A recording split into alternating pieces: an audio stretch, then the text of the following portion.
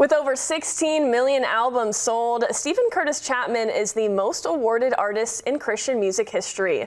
He's won 59 Gospel Music Association Dove Awards, 5 Grammys, an American Music Award, and has released 50 #1 singles.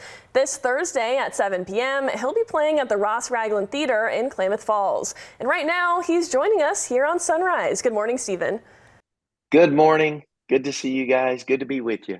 Good to have you. Now, Stephen, with a career spanning over 3 decades, you have lots of music to choose from. What will the set list look like on Thursday? You know, that is one of and I know it's a very first world problem, obviously, to have had a career and been blessed to have, a lot of albums and a lot of songs. It sounds kind of ridiculous, to be whining about.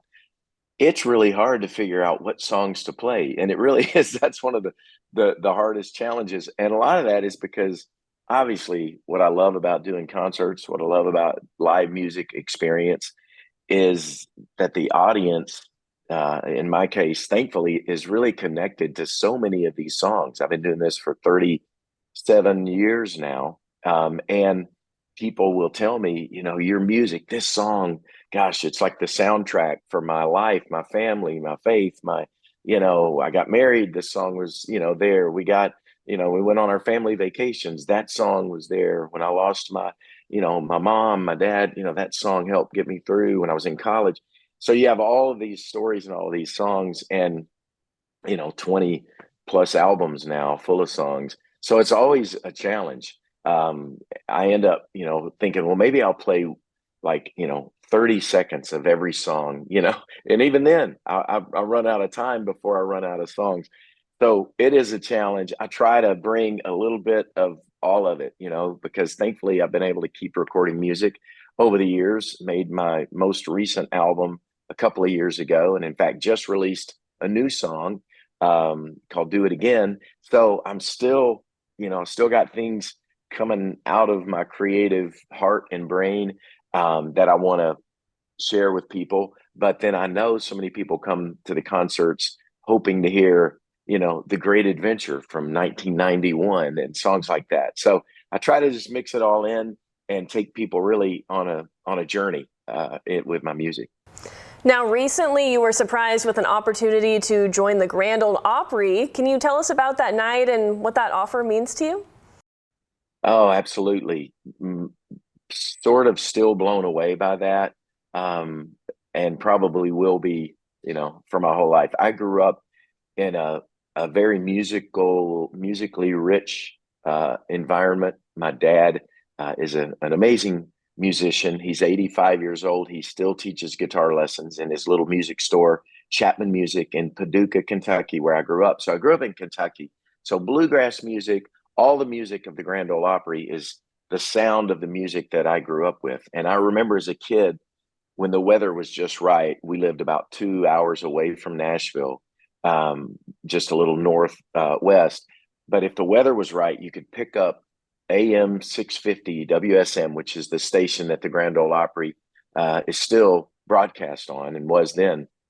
And we would hear it, and my dad would turn the radio on, all the static, and then you'd hear this sound, and my dad would just get this look in his eyes like, that's as good as music gets. That's the Grand Ole Opry. That's like the ultimate, of where music could take you. So that was planted in my heart as a very young kid, my dad's dream of someday being on the Grand Ole Opry. So fast forward a few years, I'm 19 years old. I get my first chance to perform on the Grand Ole Opry. I was working at an amusement park, kind of a theme park that used to be built right outside the doors of the Grand Ole Opry called Opryland. It had rides and some, roller coasters, whatnot, but mainly it had live music. And I got a job as a 19-year-old kid to do one of the country music shows. And while I was beginning my career as a songwriter and all of that, that's kind of what I was doing to pay the bills. And I got invited to sing on the Grand Ole Opry. So again, my dad came, my mom, my brother, my grandmother, and it was just a big, big moment that I had made it to the stage of the Grand Ole Opry. So fast forward that to a week ago, 2 or 3 weeks ago, when I'm, on the Grand Ole Opry playing. Now I play it pretty regularly whenever I can, whenever they invite me. And Ricky Skaggs it kind of comes out after I've played my 3 song set and says, "Hey, let's take a picture because you're going to want to remember this moment. I want to invite you to be the next member of the Grand Ole Opry," which is just an incredible honor. It's, for those who don't know much about the Grand Ole Opry, they have people that play there regularly.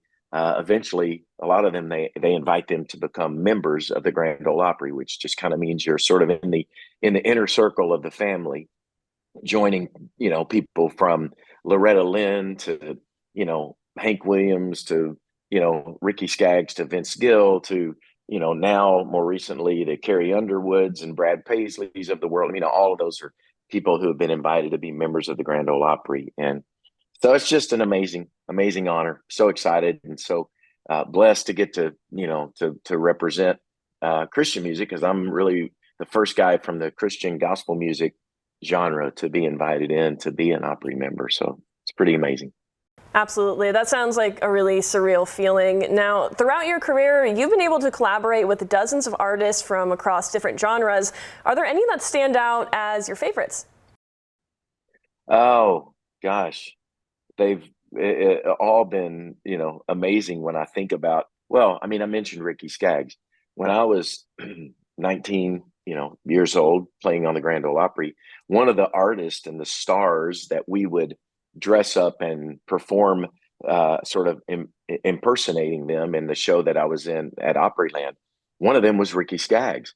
I was such a fan because I love bluegrass music, and he kind of brought bluegrass music into sort of brought it forward and made it, cool again for younger people.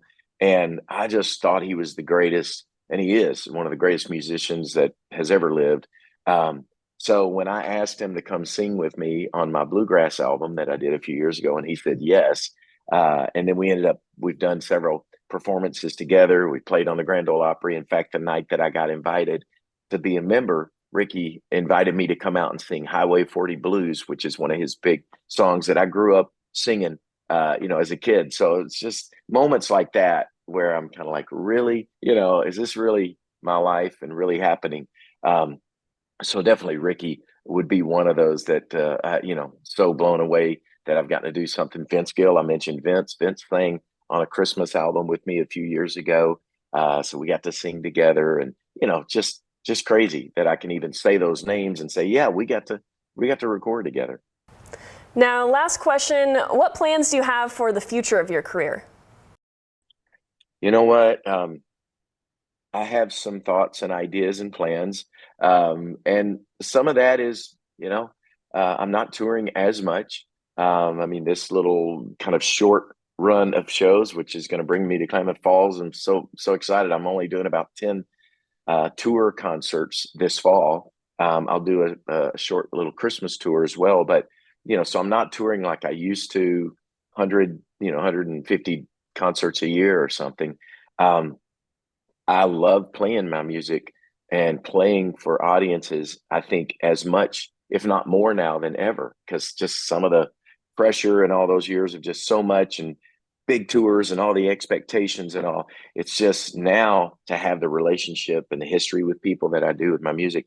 I love getting to play music live. I want to keep doing that as long as people will come and hear me, as long as I can still sing the songs.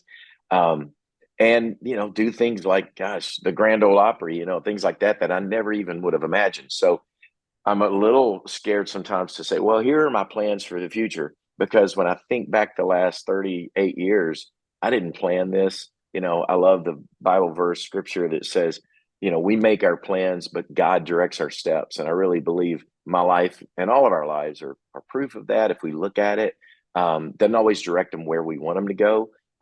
Sometimes it really does. In my case, some amazing places, been some hard places, but some beautiful places as well. So I think my plans are to continue writing and recording music and doing concerts as I get a chance to. My wife and I were just talking about a book that we're working on together that we've talked about doing for 40 years, because we've been married 40 years this fall. And so that may actually happen in the next year or two. So there are plans and things like that. But gosh, I'm just gonna to quote a song, keep saddling up my horse for the great adventure ahead, wherever God takes me. Well, thank you so much for joining us this morning, Stephen. It was really a pleasure getting to talk with you. Thank you. Great talking with you, and look forward to seeing you guys soon in Klamath Falls. You can see Stephen Curtis Chapman this Thursday at the Ross Ragland Theater in Klamath Falls. The show starts at 7 p.m. and tickets start at $45. And you can get the VIP experience with box seats for $100. For more information and to purchase your tickets, you can visit ragland.org. Stephen, once again, thank you for your time this morning. You're so welcome. Thank you.